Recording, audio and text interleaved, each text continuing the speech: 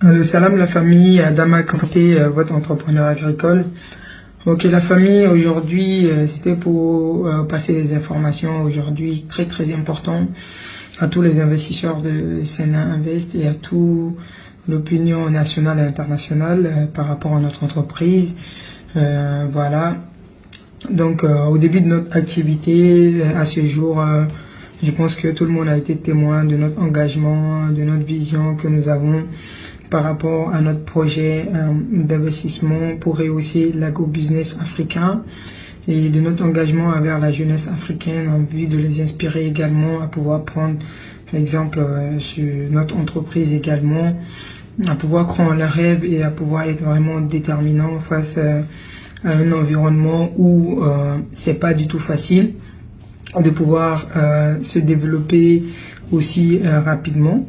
Et nous, notre entreprise, à travers 8 ans, voilà, et quand je dis 8 ans, de par moi, mes expériences, à conduire peut-être le projet agricole que nous menons, voilà, et dès lors, à ce jour, on a eu à mettre en place à travers le groupe Sena Invest 10 entreprises qui sont de la production à la transformation, à la distribution. Et vous aurez à constater des innovations assez pragmatiques dans nos différents projets.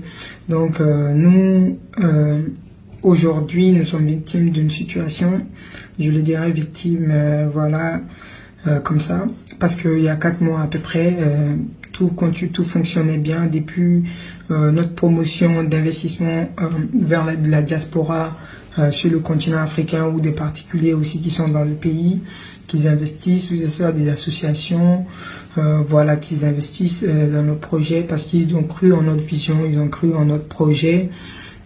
Donc tout allait bien, tout fonctionnait bien et comme dans toute entreprise, il peut y avoir des difficultés, des périodes de difficultés ou encore bien des périodes où voilà, ça va. Donc pendant les périodes de difficultés, nous essayons de gérer du mieux qu'on peut pour pouvoir vraiment régulariser toutes les situations, même s'il y a des retards de paiement au niveau des investisseurs.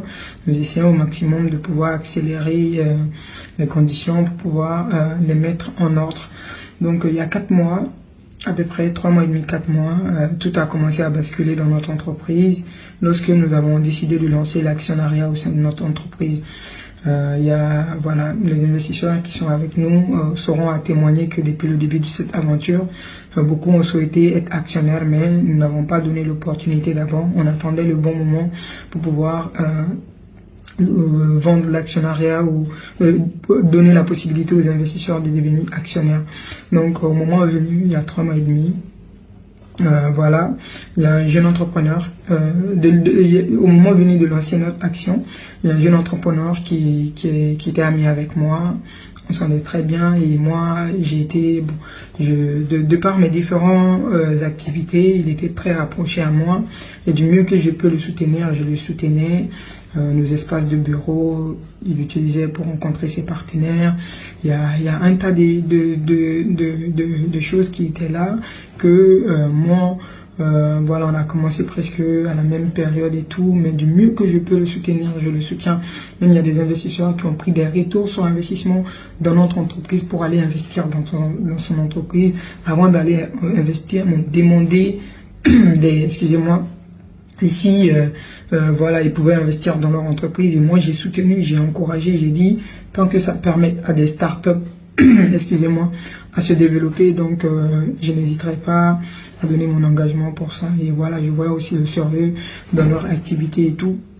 Donc ils ont lancé l'actionnariat il n'y a pas longtemps et nous, voilà, objectivement, c'était le moment idéal pour nous durant notre calendrier de pouvoir lancer l'actionnariat. Nous avons eu à mettre en place jusqu'à 50 000 parts d'action dans nos projets Sougou Mobile pour ces personnes qui nous suivent.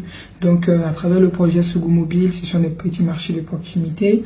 Et dès lors, je l'ai appelé, j'ai dit frère, voilà, nous aussi nous allons lancer notre actionnariat, vu que votre campagne d'actionnariat est en cours, j'aimerais qu'on prend ça comme concurrence, on est tous jeunes et voilà, j'aimerais bien qu'on essaye d'avancer ensemble.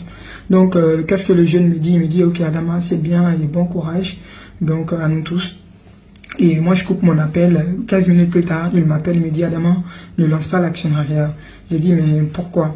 J'ai dit, pourquoi ne pas lancer l'actionnariat de mon entreprise? Il dit, c'est ce que quand même, moi, je peux te donner comme avertissement. Je me déplace pour aller le voir personnellement chez lui. Et voilà, donc, étant dans la discussion pour lui faire comprendre des choses, il me dit que, Adama, si tu lances l'actionnariat à partir d'aujourd'hui, on était en face à face. Il me dit, à partir d'aujourd'hui, on est devenus des ennemis. Et je suis contre toi, mon équipe est contre toi, mes partenaires sont contre toi.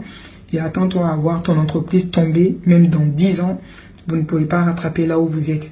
Donc, depuis qu'il m'a dit ça, ok, j'ai appelé mon équipe, je les ai informés de la situation et on s'est motivés. Nous sommes des jeunes vraiment déterminés au sein de l'entreprise pour pouvoir conduire nos différentes visions, nos différentes initiatives. Et voilà. Donc, on ne s'est pas focalisé en fait sur ce que le jeune homme nous a dit. On a continué de travailler et dès qu'on a lancé l'actionnariat, c'était un tournant très très décisif pour nous. Et voilà, ça a commencé vraiment à fructuer beaucoup d'investisseurs nous ont contactés. Ça ne s'arrêtait pas en fait. Et voilà, donc nous, je disais vraiment notre plan d'expansion sur les 200 marchés de proximité, l'objectif sera atteint au plus vite. Donc, dès les 2 premières semaines que nous avons dépassées, voilà, vous savez aussi en termes d'investissement, ce sont des prévisions financières que nous faisons. Et si ces prévisions financières sont fauchées, ça peut mettre l'entreprise dans des difficultés. Donc, nous, on travaillait pour le maximum possible, mais il y a un phénomène que moi je comprenais pas. Moi, je commençais à voir une baisse de notre activité, des discussions inutiles avec nos partenaires. Et je suis quelqu'un déjà qui est très très respectueux envers tout le monde. Et voilà, donc des discussions, c'est-à-dire les partenaires venaient retirer leur capital sans pourtant savoir pourquoi, où est la base, qu'est-ce qui ne marchait pas, est-ce que c'était par rapport à des retards de paiement, rien d'explicatif qui me revenait. Donc moi, j'arrivais rien à comprendre par rapport à toute cette situation-là. Donc je suis resté vraiment... depuis que le jeune nous a dit ces mots-là, je suis là, je faisais pas attention à ça, mais vraiment comme si l'entreprise commençait à s'écrouler. Je vous assure, l'entreprise commençait à s'écrouler sans pourtant comprendre qu'est-ce qui n'allait pas. Est-ce un défaut? Est-ce des problèmes par rapport à notre stratégie qui ne fonctionnait pas? Pas du tout. Pas du tout. J'ai fait une réunion avec toute l'équipe Sana Invest, les appeler au niveau administratif pour demander qu'est-ce qui n'allait pas. Et soyez rassurés que... plus de 50% des investisseurs, plus de 100%, sur les 100% d'investisseurs, nous on parvient à pouvoir convertir minimum 50% des investisseurs pour pouvoir investir dans notre entreprise avec les investisseurs que nous rencontrons. Et soyez rassurés, nous on a rencontré plus de 200 investisseurs. Tous les investisseurs viennent, mais personne n'investit, personne. C'est au début de notre actionnariat que nous avons lancé 2 semaines plus tard, après que les jeunes nous ont dit ces propos-là. Tout le monde vient. Pour des investissements, même juste pour 10 actions, ils viennent, on signe leurs documents, ils repartent, on ne comprend rien. Voilà, moi je suis là, stupéfait, je me demandais mais qu'est-ce qui n'allait pas, qu'est-ce qui ne marche pas. Et on essaie de voir, rien ne dépendait de nos stratégies. Et soyez rassurés que tout ce qui s'est passé, voilà, je le dirai clairement, véridiquement. Et voilà, donc 1 mois plus tard, je suis là, stressé, et je voyais Sana Invest sincèrement s'écrouler. Je savais pas comment faire, je savais pas comment m'y prendre, comment expliquer. Il y a certains des investisseurs que j'ai approchés pour les expliquer la situation et tout, ce qui nous arrivait réellement. Mais en fin de compte, on prit cette histoire, cette situation contre nous en disant qu'on ne rencontre que des histoires. Et voilà, ceci, cela. Et ce jeune entrepreneur, sachant bien ce qu'il a fait, il se permet encore de faire une publication que un jeune entrepreneur qui est l'espoir de tout le monde va être le désespoir de toute une génération, même si cela risque de nous faire reculer en arrière de 10 ans.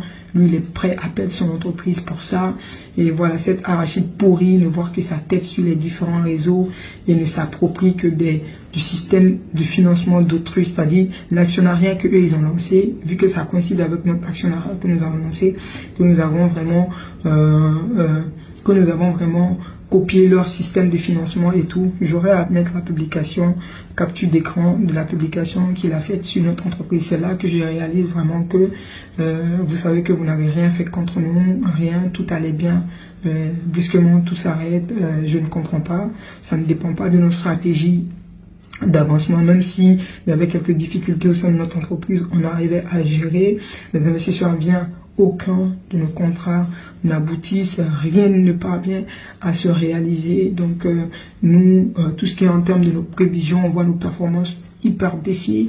J'arrive vraiment pas à comprendre réellement ce qui s'est passé.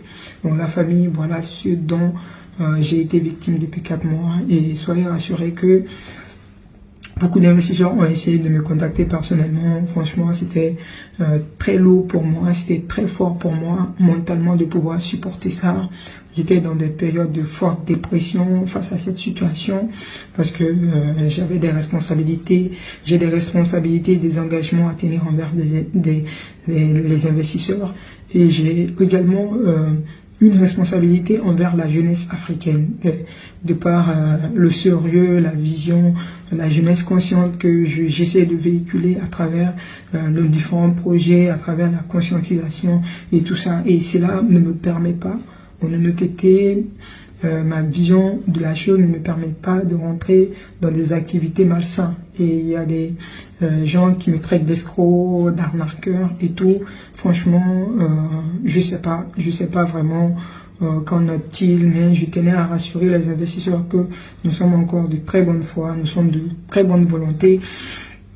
Les périodes sur lesquelles j'étais pas accessible, beaucoup de gens ont essayé de me joindre au téléphone. Soyez rassurés que j'ai fraudé le pire dans les périodes vraiment dépressives que j'ai eu à confronter mentalement. Ça n'allait pas. J'étais parti même faire des examens dans des cliniques pour voir réellement si mon état de santé était vraiment affecté par rapport à toute cette situation et tout. Donc vraiment, j'étais vraiment dans des situations très très compliquées parce que ça, il fallait dire ça. Je me demandais comment expliquer ça à tout le monde, à mes investisseurs, à mes différents partenaires pour qu'ils puissent comprendre cette situation. On est en retard de paiement, on n'a pas sur les 3 mois passé, respecter nos engagements, voilà, face à cette situation qui nous est arrivée. Et je vous assure que c'est pas une situation qui dit que ça dépend de notre stratégie. C'est quelque chose dont nous-mêmes, nous n'avons pas de contrôle, des cas de force majeure. Et sincèrement, moi, j'assimile ça, j'assimile réellement ça à des situations vraiment, je sais pas, que chacun puisse en tirer les leçons de ce qui a été dit. Je ne dirais pas que c'est du maraboutage ou quoi que ce soit qui m'est vraiment atteint, mais moralement, sincèrement, ça n'allait pas. J'ai baissé vraiment de performance et vous aurez remarqué sur les 4 derniers mois, mes publications étaient assez longues, mes communications étaient assez froides par rapport à cette situation. Donc encore une fois, je tenais à rassurer la jeunesse africaine, je tenais à rassurer les investisseurs, les partenaires, que nous sommes vraiment de bonne volonté à pouvoir conduire ce projet Sénat Invest à terme, car nous avons de la vision. Ils sont les projets porteurs que nous portons. Et c'est à travers ça que les gens ont eu confiance en nous. Ils ont gagné et voilà, et nous ferons tout pour ne pas décevoir toutes ces personnes qui nous ont soutenus au début jusqu'à cette période-là. Donc vraiment, nous sommes dans des difficultés aujourd'hui, on le reconnaît, nous sommes dans des difficultés et nous sommes disponibles et toute personne qui peut vraiment nous soutenir dans cette période-là pour vraiment permettre à notre entreprise de pouvoir réussir quand nous incarnons cette jeunesse africaine consciente, cette jeunesse motivée, cette jeunesse qui a de la vision, cette jeunesse qui est prête à partager avec les autres jeunes vraiment pour que nous puissions avancer.